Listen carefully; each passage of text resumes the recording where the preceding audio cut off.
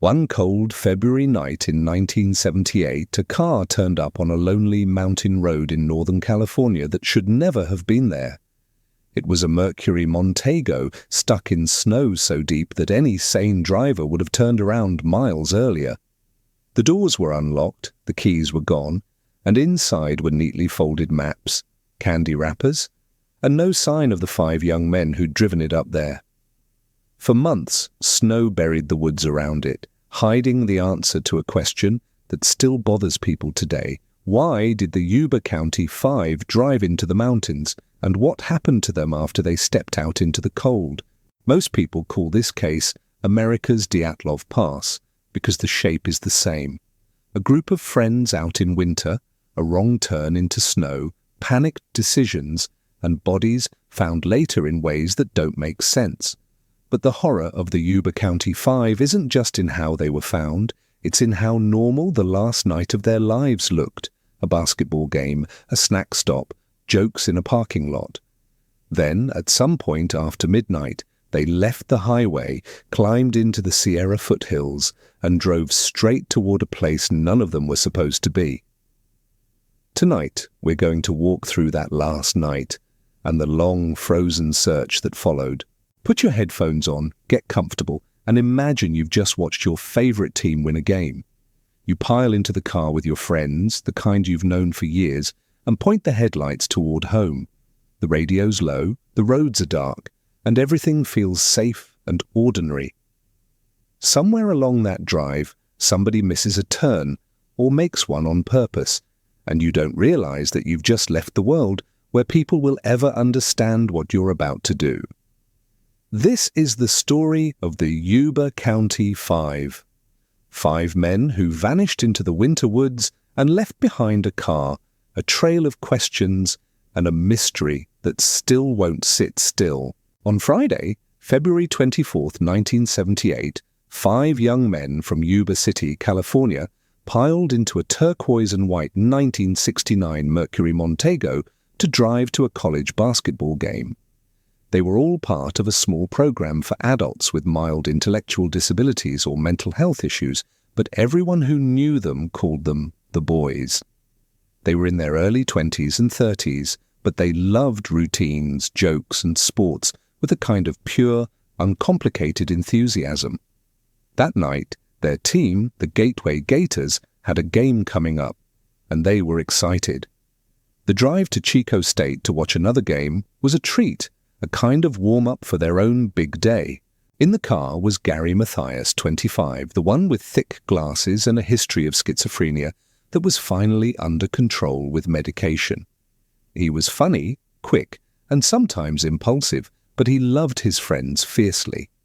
Bill Sterling, 29, sat nearby, quiet and gentle, religious, the kind of guy who would stop to talk to someone on the street if they looked lonely.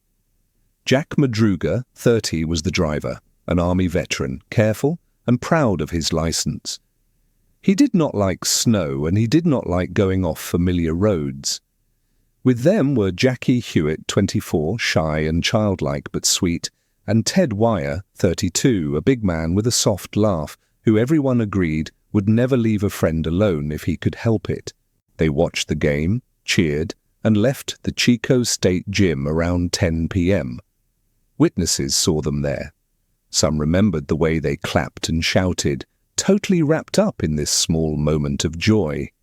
It was an ordinary, happy night. On the way back, they stopped at a convenience store to buy snacks, candy bars, soft drinks, a few pies. The clerk would later say they seemed in good spirits, not drunk, not upset. Once they pulled out of that parking lot, no one who knew them ever saw them alive again. The route home should have been simple. From Chico, they could take familiar roads south along the valley and be back in Yuba City and Marysville in about an hour. Instead, sometime after they left the store, the Mercury ended up going the opposite direction, east, toward the Sierra foothills. It climbed higher, past where the city streetlights stopped, past the last small towns, into country where winter still held the land in a hard grip. Whether they missed a turn, followed a wrong sign, or someone in that car had another plan? No one knows. What is known is that Jack's car kept going up a narrow mountain road where none of them had any reason to be. Hours later, in the early morning dark, the Montego reached a point where the pavement became more snow than road. The car went as far as it could before its wheels sank into drifts that had been packed by snowplows and frozen solid. Investigators would later note there were no signs of frantic spinning or rocking. It looked like Jack tried gently a few times, realized the car was stuck, and stopped. The gas tank was nearly full. The engine still worked. If they'd backed down the hill before they got that far, they could have turned around. But at some point, all 5 boys stepped out of the car into the freezing air, locked the doors, and walked into the night. Days later, when families realized their sons hadn't come home and the police started searching, the first big break was that car. It was found about 70 miles from Chico, up a rough forest service road near Oroville, high enough that snow lay thick in the trees. The Montego sat there alone, like it had been parked and left, not crashed or abandoned in a panic. Inside were the snack wrappers and programs from the game, and the maps they'd never used. No broken glass, no blood. Just one huge, silent question. Why had 5 men who hated the cold and were desperate not to miss their own game the next morning driven into the mountains on a winter night and walked away from a perfectly working car? In the days that followed, the search parties fanned out through the woods. Snowmobiles and volunteers combed canyons and ravines, calling the boys' names into the trees. But storm after storm rolled through, dropping new snow over old tracks, erasing footprints and scent trails. Helicopters skimmed low over white-covered hills and saw nothing but endless clean snow. Somewhere under that white, the answer was already there. 5 sets of choices, 5 separate fates. The winter was just buying the mystery extra time before anyone could see what had really happened. The search teams kept coming back to that car because it felt like a sentence that stopped halfway through. A perfectly good vehicle, keys missing, doors unlocked, gas in the tank, tires only lightly stuck. It was the kind of situation where normal people call for a tow or sleep in the back seat until daylight. But there were no footprints anyone could follow. Fresh storms had rolled in since that night, laying down new layers of snow like blank pages over whatever story the Yuba County Five had written with their boots. Every day that passed made it harder to imagine finding them alive, but no one wanted to say that out loud yet. Their families were the first to say the quiet part. This didn't make sense. These weren't experienced outdoorsmen out on a dare. They were the boys, men who loved their routines, their families, their sports. Several of them hated the cold. None of them liked the dark wilderness. They'd been excited about their own special Olympic-style basketball tournament the very next morning. Their uniforms were laid out at home. They wouldn't miss that, one mother told reporters, voice shaking. They wouldn't just go off joyriding into the mountains and forget. While deputies and volunteers pushed through snowdrifts, another piece of the story emerged from a man named Joe Schoens. On that same night, he'd been driving up that same lonely mountain road to check on a cabin when his car got stuck in the snow. While trying to dig himself out, he felt a crushing pain in his chest, what he believed was a mild heart attack. Alone, stranded, and half convinced he was about to die in his car, he turned the engine on and off to save gas and lay in the dark, listening to the wind and his own breathing. Somewhere after midnight, he heard something else. Schoens later said that in the distance, through the trees, he saw lights, flashlight beams weaving through the dark, and heard what sounded like whistling and voices. At one point, he thought he heard people outside his own car, the crunch of footsteps in the snow, maybe a woman's voice, maybe a baby. Terrified and in pain, he shouted for help, but the voices faded and the lights moved away. Whether those figures were real people ignoring him or shapes his brain conjured in the middle of a medical crisis, no one can say. But when he finally made it back down the mountain and heard about the missing boys, he was sure of one thing. Whatever he'd seen that night, it had been very close to where their car was found. That detail turned the confusion up another notch. If Schoen's had really been so near them, and they'd really been out there with flashlights, then at some point the Yuba County Five had been alive, on foot, and moving around that mountain in the middle of the night while their car sat only a short distance away. That meant they hadn't just walked a few yards, gotten scared, and come back. They'd gone deeper. The question was, deeper where? Searchers looked for any sign they'd built a fire, broken branches, anything. The snow just stared back, smooth and blank and utterly disinterested in helping.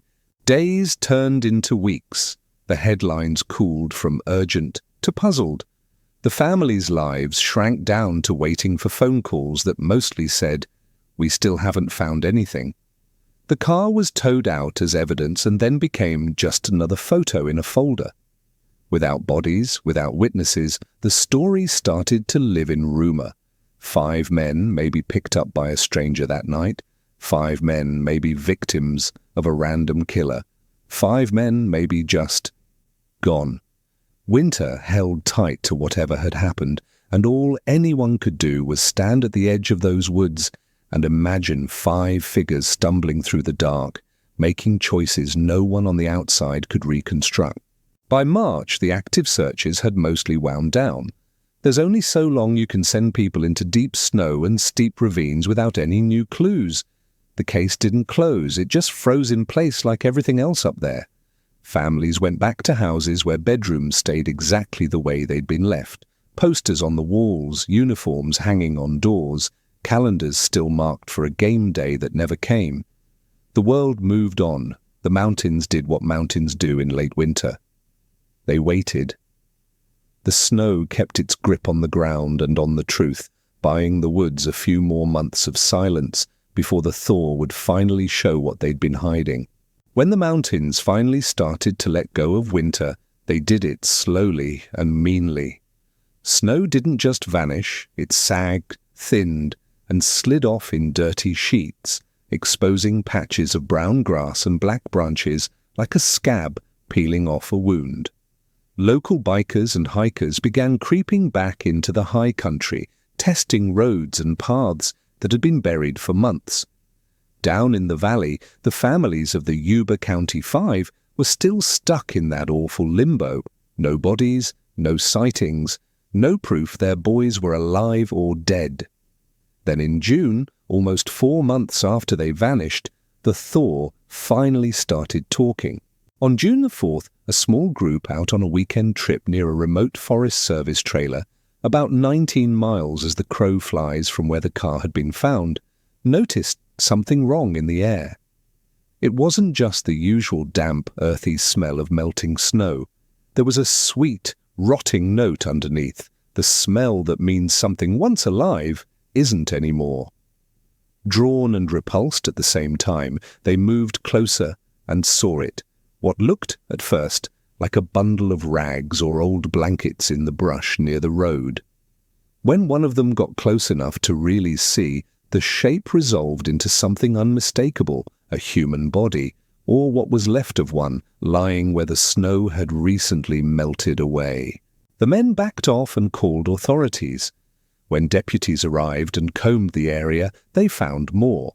Not all at once, not neatly, but in pieces of a grim trail, bones scattered by animals, clothing tangled in undergrowth, bits of human remains marking where something terrible had happened under the snow weeks before. Dental records and clothing would eventually confirm what everyone was afraid of. The mountain had started giving back the Yuba County Five. The first remains belonged to Madruga and Sterling, found off a road, partially consumed by animals, still wearing the clothes their families remembered from that February night. That alone would have been bad enough. But then searchers pushed deeper toward that Forest Service trailer a few miles away, an old, unheated structure used in summer by crews working in the woods. The trailer had been locked for the season. No one should have been in it. When rescuers forced the door and stepped inside, they found something that made the whole case shift from tragic to what were they thinking? There, on a bed, under 8 layers of neatly tucked blankets, lay the body of Ted Wire. He had grown a beard, long enough to suggest he'd lived for weeks after the night the car was abandoned. The trailer told a story, but not one that made any sense. The windows were broken, either smashed from outside to get in or from inside, for some reason no one could quite explain. On the shelves and in a storage locker were canned rations, dehydrated food, tins of fruit, enough to feed several men for a long time. Some had been opened and eaten, but many were untouched. There were matches, paperback books, and extra clothing. In a shed outside was a propane tank ready to power the trailer's heating system. No one had turned it on. Wire had died slowly of starvation and exposure, wrapped in blankets in a place that had food and potential heat sitting there like a dare. Even stranger, the rescuers found that someone had been going in and out of that trailer. Ted's feet were badly frostbitten, almost gone, but outside there were signs that other men, likely some of the missing, had been there at least briefly. There were remains of makeshift shoes and scraps of food. Someone had opened some of the rations and brought them back.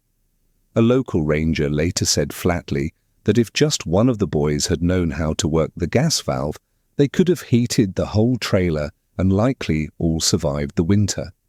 Instead, they sat in the cold, inches from a system that could have kept them alive.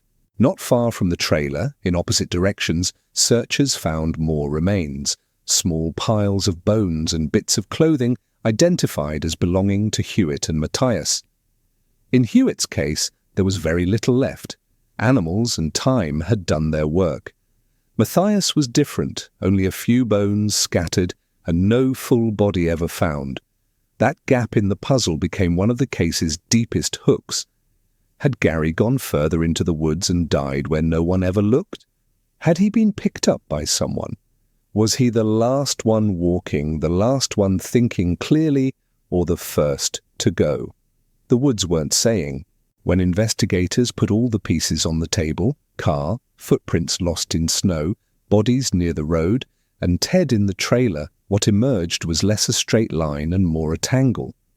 The boys had left a working car with gas, walked nearly 20 miles up into deeper snow without proper clothing, found a stocked shelter, and then slowly died anyway, apparently without using most of the resources right in front of them. Their families, who knew their habits and limitations, could barely process it. Why hadn't they stayed with the car? Why hadn't they turned on the heat? Why had they gone that far into the mountains at all? The official answers never quite settled anything.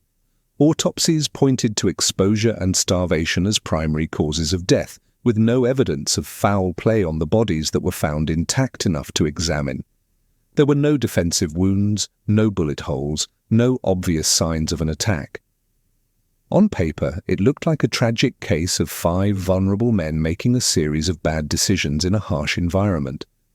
But the details, the methodical way Wire was wrapped, the unused supplies, the choice of road in the first place, made the story feel like a puzzle, missing its most important piece.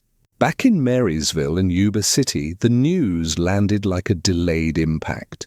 For months, families had clung to the idea that maybe their sons had been taken somewhere, that maybe they were waiting to be found and rescued. Now they had graves to tend and a new torment, trying to build a logical chain of events from evidence that refused to line up. Some believed the boys had been chased or lured up the mountain that night, by someone at the game, by a stranger at the store, by a threat they couldn't articulate. Others thought panic and confusion, amplified by intellectual disabilities and possibly by something happening with Gary's mental health, had spiraled into catastrophe. And then there were people who looked at the whole messy picture and said, "We don't know. We might never know." 5 men drove into winter, stepped out of a car that could have kept them alive, and ended up scattered between a deserted trailer and the trees. The mountain had finally given up their bodies, but it hadn't given up the reasons. For the families, that was its own kind of cruelty. The Yuba County Five were no longer missing, but the truth about what they'd been thinking in those last days was still buried somewhere out there in the snow and the dark. In the months and years after the bodies were found, investigators kept coming back to a few moments and asking, why this and not that? Why leave a car with gas in the tank and no damage instead of waiting for daylight or walking back down the road? Why trek almost 20 miles uphill into deeper snow toward higher elevation when every survival instinct says go lower? Why break into a trailer, open some rations, tuck one man in like someone cared, and still let him slowly starve with food and potential heat all around? The sheriff's reports never really answered those questions. They just described what was there and, more painfully, what wasn't. For the families, those details landed like accusations against reality itself. Jack's mother kept saying that her son would never voluntarily drive into a snowstorm. He hated the cold and didn't like taking unfamiliar roads. Ted would never abandon a friend who was struggling. That was the opposite of who he was. Gary knew those mountains a little from his army days. He wasn't some clueless tourist blundering into the woods. "They weren't stupid," one relative said in an interview. "Whatever they did, they had a reason. We just don't know what it was." One of the most popular theories was that the boys had been chased, tricked, or threatened into going up that road. Maybe someone at the game or the convenience store offered them a ride, flashed a weapon, or convinced them there was something important to do in the mountains that night. That would explain why they left the highway, why they kept going when the road turned bad, why they didn't just turn around. But there was no physical evidence of another car, no drag marks, no signs of struggle in or around the Montego. If there had been a 6th person out there, the snow erased them very neatly. Another theory leaned on something less dramatic and more tragic: confusion. Most of the Yuba County Five had mild cognitive disabilities. Gary had schizophrenia that was controlled by medication he didn't have with him. If they'd taken a wrong turn, argued, panicked, or fixated on the idea that some goal lay ahead instead of behind, you could end up with exactly what the evidence showed: a group decision that made sense to them in the moment and looks incomprehensible from the outside. It doesn't take much in the dark, in the cold, for "we're just going to check up there" to turn into "we can't find our way back." The trailer added another layer of weirdness. On one hand, it proved that at least some of the men had fought hard to survive. Someone had broken glass, forced a door, scavenged rations, and carefully tucked Ted into bed under multiple blankets, as if determined to keep him warm with what they did understand. On the other hand, no one had turned on the propane despite a full tank outside and matches inside. No one had stripped the building bare of food the way truly desperate, confident survivors might. It was as if they'd stepped halfway into survival mode and then stopped, blocked by rules or fear they couldn't articulate. People who worked with developmentally disabled adults pointed out something chilling. Many of their clients were deeply conditioned not to break things or steal, especially from anything that looked official. A locked shed, a gas valve, equipment with government stencils on it, those might feel forbidden, even if using them meant staying alive. If that was true, then the boys could have been sitting in the cold, inches away from tools that terrified or confused them more than the numbness in their fingers. They weren't campers or criminals. They were 5 guys who followed rules so hard that breaking them might have felt worse than freezing. The biggest loose end, the one that keeps the story open, was Gary Mathias. Out of all of them, he had the most experience with rough country, and he was the one whose body was never clearly found. In the trailer, there were signs that someone had swapped shoes, a sturdy pair missing here, a lighter pair left behind there, suggesting at least one man with better footwear had headed back out into the snow after Ted was already too weak to move. If that was Gary, it means he might have tried to go for help and simply vanished in terrain that doesn't give up all of its dead. Or it means something else happened out there in the trees that no one has evidence for. As the years passed, the case picked up a nickname it never quite shrugged off: America's Dyatlov Pass. The parallels were too tempting. 5 friends disappearing into winter, found later in positions and places that didn't match any normal survival logic. Podcasts, documentaries, and message boards turned the boys into characters in a story everyone wanted to solve from their couches. Some people favored the dark, stranger theory. Others thought group panic, mental health, and cognitive limitations were more than enough to explain a cascade of bad choices. A few leaned toward the uncanny because the gaps in the timeline felt big enough to slip something supernatural through. For people who grew up around Yuba City and the foothills, the horror was simpler and closer to home. It was imagining a regular Friday night, a game, some snacks, a drive with your buddies, and then one wrong turn that ends with your footprints disappearing into a forest.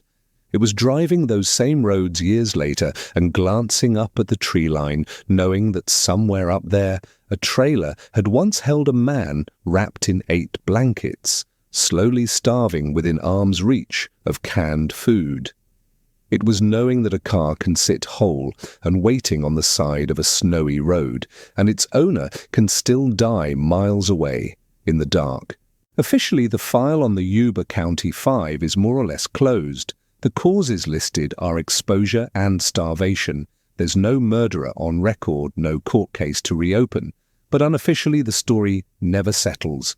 People still trade theories, still drive up that road to see where the Montego was found, still stand under those trees and listen to the way the winter wind moves through the branches. They look at the distance between the car and the trailer and try to feel that walk in their own bones. They ask themselves the same questions the families asked. What were they thinking? Why didn't they stop? If I'd been there, would I have done something different? Because the true horror of the Yuba County Five isn't just that 5 young men died in the cold, it's that the line between a safe, ordinary night and a fatal, unsolvable mystery turned out to be frighteningly thin. One wrong road, one bad decision to leave a working car, one failure to twist a gas valve, and suddenly you're in a story people will still be arguing about decades later. Somewhere between Chico and that Forest Service trailer, logic slipped, fear stepped in, and winter did the rest. The snow eventually melted and gave back their bodies, but whatever was going through their minds as they walked away from that car is still out there, buried in a stretch of dark trees and frozen air that will never fully explain itself. If you're still here with your headphones on, thank you for staying all the way through the story of the Yuba County Five, 5 ordinary guys who went out to watch a basketball game and somehow ended up as one of the strangest winter mysteries in American history. On paper, it's simple: wrong road, abandoned car, deep snow, exposure. But when you look closer, it becomes something else: a working car they walked away from, a stocked trailer they slowly starved in, and a stretch of dark woods that never quite explains why they kept going. If this story made you imagine that empty Mercury sitting on a snowy road with the dome light fading, or that locked trailer with cans on the shelves and a man wrapped in 8 blankets, do me a favor, hit the like button so more people stumble into this episode. And if you want more long, slow-burn horror history stories like this, vanished villages, ghost ships, snowbound tragedies, make sure you subscribe so you don't miss what's coming next. Now I want to hear from you. What do you think happened that night? Were they chased or lured into the mountains by someone we never found? Was it confusion and panic that spiraled in the dark? Or do you think there's a piece of this story missing? Something out there in the woods that the files never caught? Drop your theory in the comments. I'll be reading them in the dark, probably overthinking that walk from the car to the trailer all over again. And if you're using this to fall asleep, I hope the only crunch of snow you hear tonight is from a movie or a memory, not from footsteps outside your window walking away from a perfectly good car. Sleep well, and if you ever find yourself on a lonely winter road, maybe double-check the map before you keep driving uphill.